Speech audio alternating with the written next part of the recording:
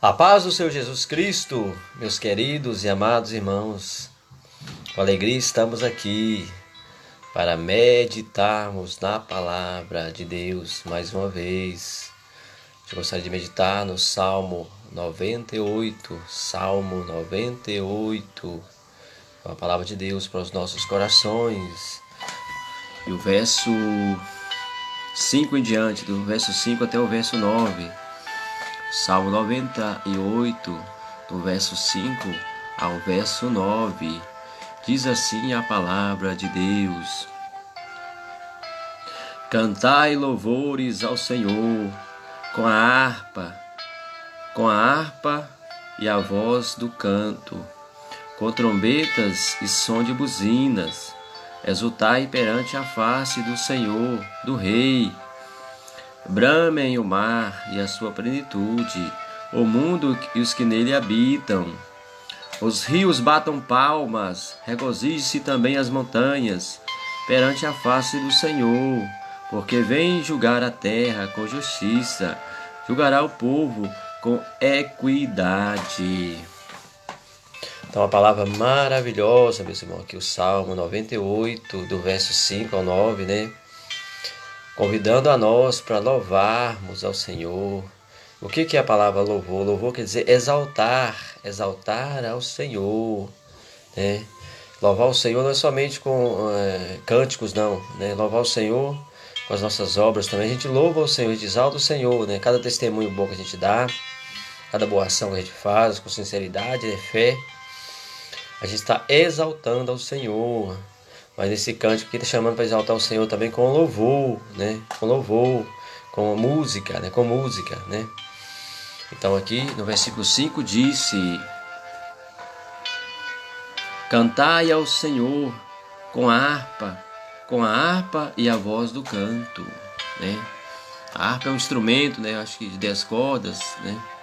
Ali em Israel tinha esse instrumento, tem, né? No mundo todo existe esse instrumento, a harpa, né? Inclusive Davi tocava a harpa, né? Tem um som parecido com som de piano, né? Tem cordas. Ali as pessoas que sabem tocar direito, né? Deus deu dom, né? Toca e sai um som muito bonito, né? Da harpa sendo tocada, né? Então, meus queridos irmãos, o Senhor convidando aqui, né? Através do salmista, né? Cantai ao Senhor, né? Cantai louvores ao Senhor com a harpa e a voz do canto, né? Cantar, né, com a harpa, o instrumento, e também com o coral, né? Chamando para cantar o coral junto, né?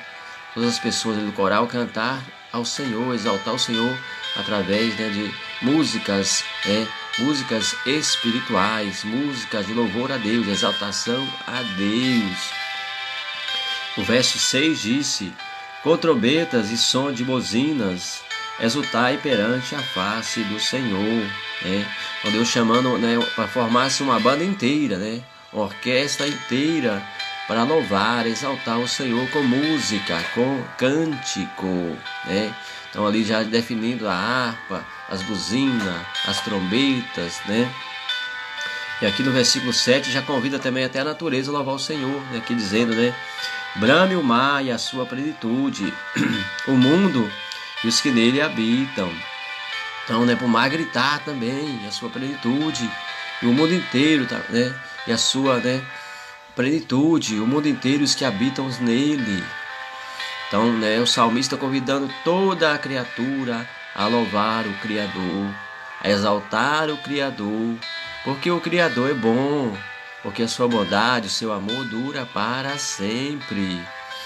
E aqui o versículo 8 disse: Os rios batam palmas, regozije-se também as montanhas, né? Aqui tanto ele está usando a simbologia, meus irmãos, né? Também, né? Que os rios podem simbolizar pessoas, né? Que multidões de pessoas batam palmas, né? Pessoas assim, multidões que fossem rios, né? Os rios batam palmas, regozije também as montanhas, né? Montanhas simbolizam o que? Pessoas de altas, né? Alta, né, hierarquia, alta posição social, né, para exaltar ao Senhor. Aqui tanto é uma simbologia como também algo literal também, né? Tudo que tem fogo louve ao Senhor, né? Tudo foi feito para a honra e glória do Senhor. O livro de Gênesis capítulo 1 fala: no princípio Deus fez os céus e a terra. E a terra não tinha forma, a terra era vazia. Então Deus disse: haja luz, e a luz apareceu.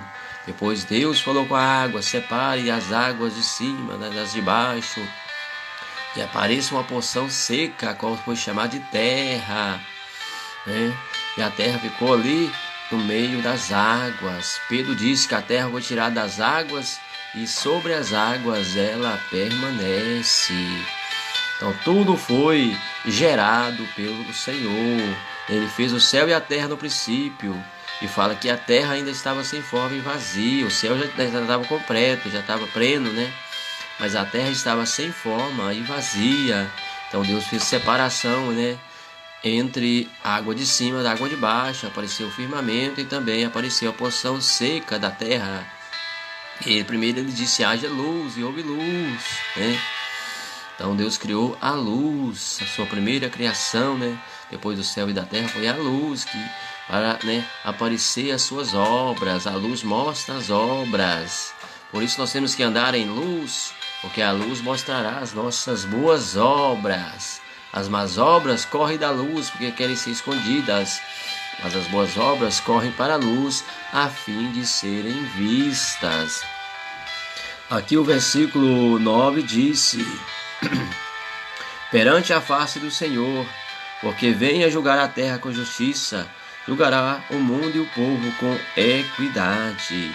Então está dizendo aqui no versículo 8: os rios batam palma, regozije também as montanhas, perante a face do Senhor, porque vem a julgar a terra com justiça, e julgará o povo com equidade.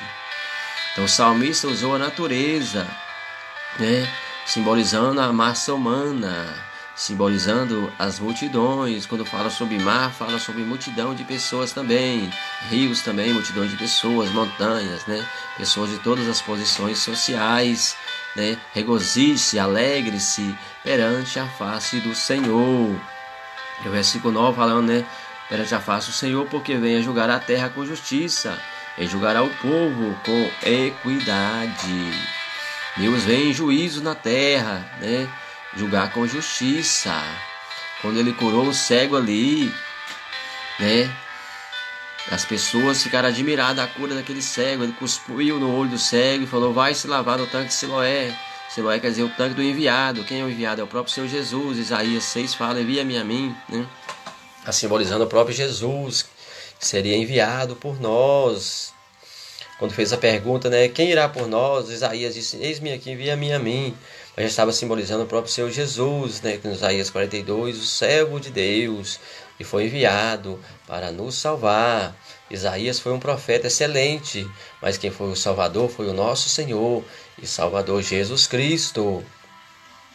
Então aqui no versículo 9 do Salmo 98 disse que o Senhor vem julgar as nações com justiça e os povos com equidade, com igualdade, com a retidão. Então, queridos irmãos, o nosso Deus é justo, o nosso Deus é bom. Quando Jesus curou aquele homem que eu disse, né, que foi enviado para o tanque de Betesda para lavar seus olhos, a qual Jesus tinha cuspido seus olhos, né? Ali o homem voltou curado do tanque de Siloé. E aí os fariseus perguntaram, né, parece ser aquele homem, né, cego, parece ser. Outros falaram: não é ele não, outros falavam: é ele sim. E ele mesmo tomou a voz e disse: sou eu sim, eu fui curado. Ele fez algo, né, passou no meu olho e me mandou lavar no tanque de Siloé. Eu fui lá e me lavei e voltei enxergando. E o homem era cego de nascença, meus irmãos. Mas começou uma contenda entre os que acreditavam e os que desacreditavam. Aqui na terra tem as duas linhagens, os que creem e os que não creem, os que são bons e os que não são bons. Somente quando nós for, né, morar no céu que vai acabar, né? Deus vai mandar por tormento os que não creem, né?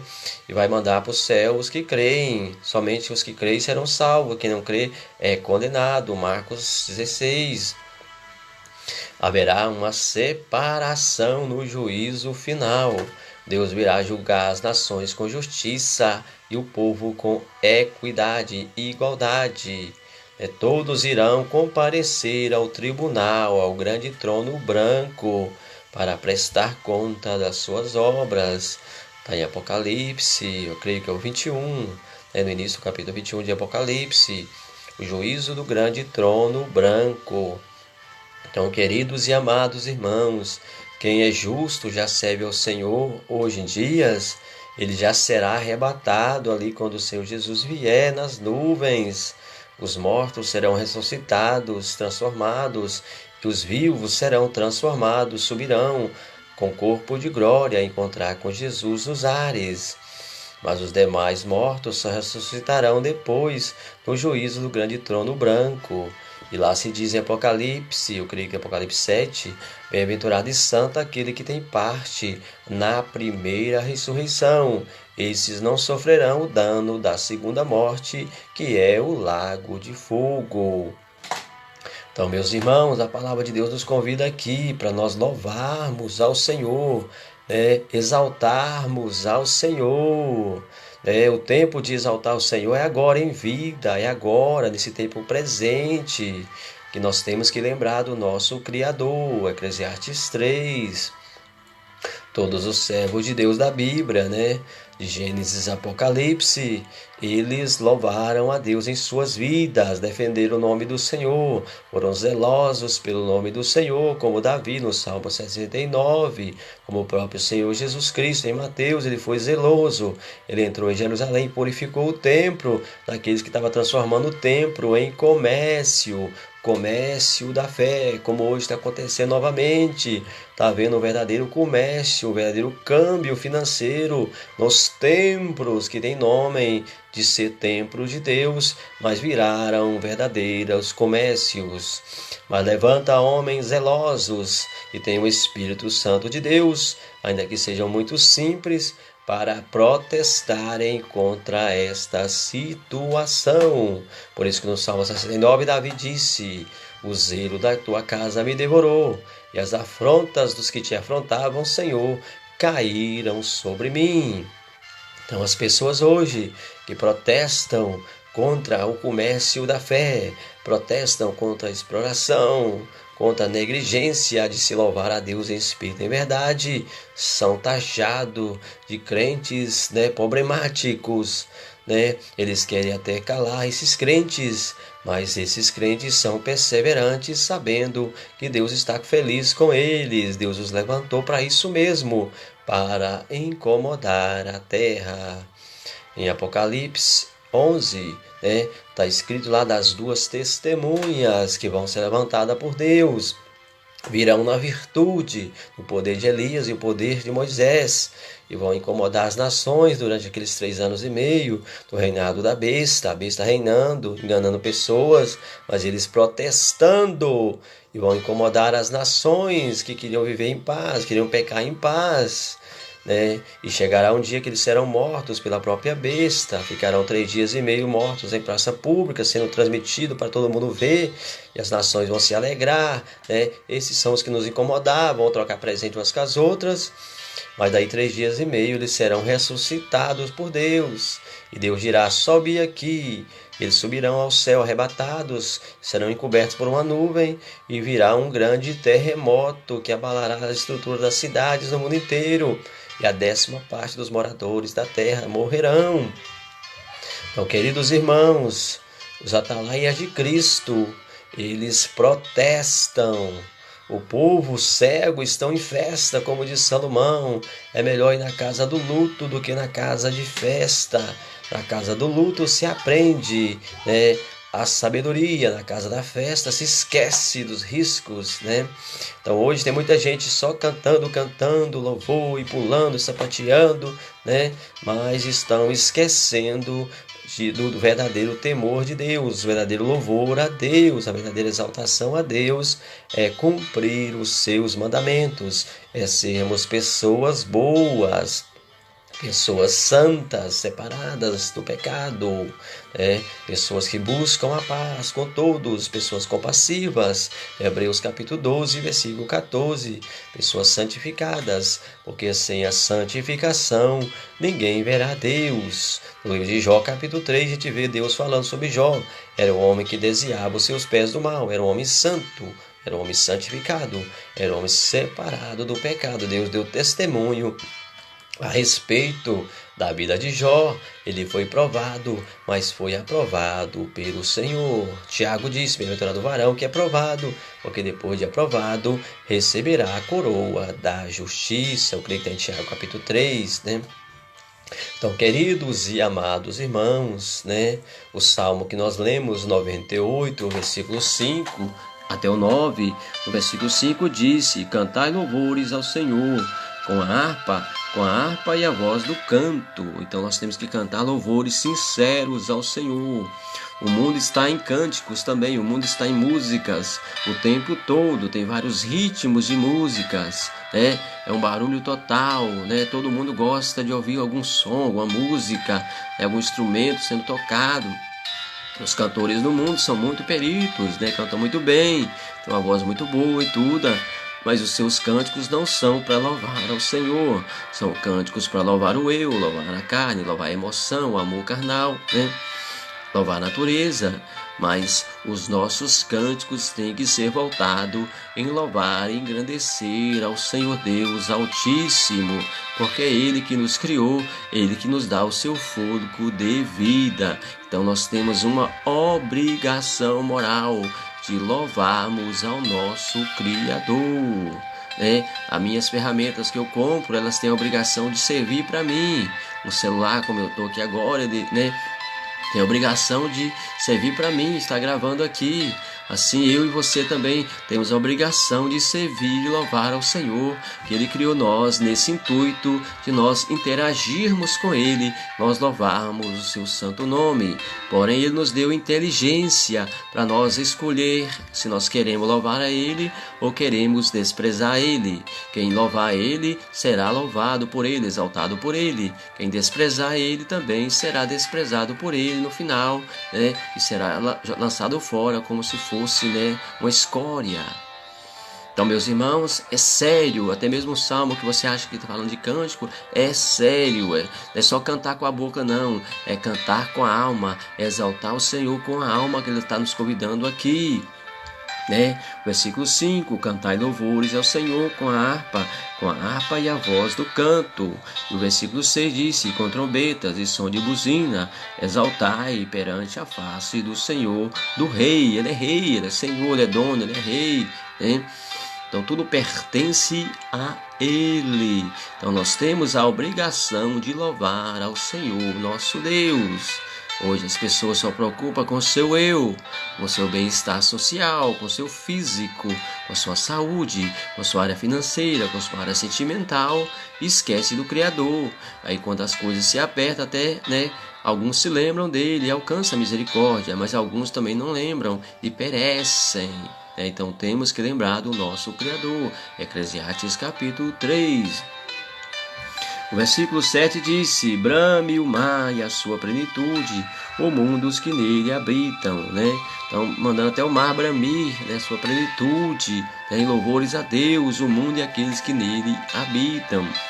Os rios batam palmas, regozije também as montanhas, perante a face do Senhor, porque vem julgar a terra com justiça, e julgará o mundo e o povo com equidade. Então Deus é justo, meus irmãos. Ele é verdadeiramente justo. O homem às vezes tem a aparência de justo, mas no íntimo do seu coração há malícias, no íntimo do seu coração há fingimento, há tendência, ele se corrompe por dinheiro, se corrompe por amizade. Mas Deus não, Ele julga todos ao pé de igualdade. Todos serão julgados, grandes e pequenos, todo joelho se dobrará diante de Cristo e toda língua confessará que Jesus é o Senhor, que Ele é o dono, que Ele é o Criador, é o possuidor de todas as coisas. Quando Abraão andava as suas caminhadas, foi dito que ele servia ao Deus possuidor dos céus e da terra. E Jesus disse em João 8 para os fariseus: antes que Abraão fosse, eu sou. Então eles se escandalizaram. Você não tem nem 30 anos ainda, porque ele só conhecia Jesus segundo a carne. Mas Jesus é desde a eternidade. Ele personificou em Maria, ganhou um corpo de carne na terra. Mas ele é desde a eternidade. João capítulo 1. Ele é o verbo de Deus, a palavra de Deus. Então é esse Jesus que é antes de Abraão, que é desde a eternidade, é ele que nós temos que cantar louvores, é ele que nós temos que exaltar enquanto fôlego de vida nós temos. No livro de Lucas 10:32 ele disse: quem se envergonhar de mim diante dos homens, também eu me envergonharei dele diante do meu Pai. Então não devemos deixar de louvar o Senhor agora, nesse presente século, nesse presente momento, né? Servir a Deus com toda a ousadia, ser influência para o mundo, para se voltarem a cantar louvores a Deus, para que todos venham como uma família louvar a Deus. Então a palavra que a gente prega aqui é para despertar em você essa vontade, esse desejo sério, esse desejo sincero de você louvar ao Senhor, de você exaltar ao Senhor. Eu tenho exaltado o Senhor na minha vida, isso tem trago para mim muito gozo, muita alegria, muita paz, né? Muita comunhão. Por isso eu te convido também, né, a participar dessa delícia que é servir a Deus, dessa maravilha que é servir a Deus. Tem nada melhor do que servir a Deus não, meus irmãos. Para servir a Deus não precisa se torturar, não precisa de droga, não precisa se matar, né? Para servir a Deus é simplesmente ajoelhar, orar a Ele, é obedecer seus mandamentos, é amar o próximo como a nós mesmos. Isso é o que Deus exige de nós. Deus não pede nada pesado de nós. Mateus 11:25, Jesus disse, né? Venha de a mim todos que estáis cansados e oprimidos, eu vos aliviarei. Porque o meu fardo é leve, o meu jugo é suave. O fardo de Jesus é leve, meus irmãos, o jugo é suave. Né? O fardo da lei de Moisés era pesado, o jugo era apertado. Mas Jesus cumpriu a lei para nos dar graça. O seu fardo é leve, o seu jugo é suave. Então eu convido você aí voluntariamente a se apresentar perante o seu Criador e servir Ele em espírito e em verdade, porque Ele procura as pessoas que queiram servir Ele em espírito e em verdade. Fica aí com essa palavra, meus queridos irmãos, aí nós meditamos no Salmo 98, versículo 5 até o versículo 9. Falamos de outras passagens da Bíblia, né? O Salmo 69 também, né? Falamos de Lucas 10:32, né? Falamos de Apocalipse 11, né? Falamos de Apocalipse 21, né? Medita aí, meus irmãos. Deus é o maior interessado na salvação sua e também da sua família. Leia Atos dos Apóstolos 16:31, que está escrito: creia no Senhor Jesus Cristo e será salvo você e também a sua família. Deus abençoe você e sua casa. Fiquem todos na paz do Senhor Jesus. Até um próximo vídeo, se assim Deus nos permitir. Fiquem todos na paz do Senhor Jesus.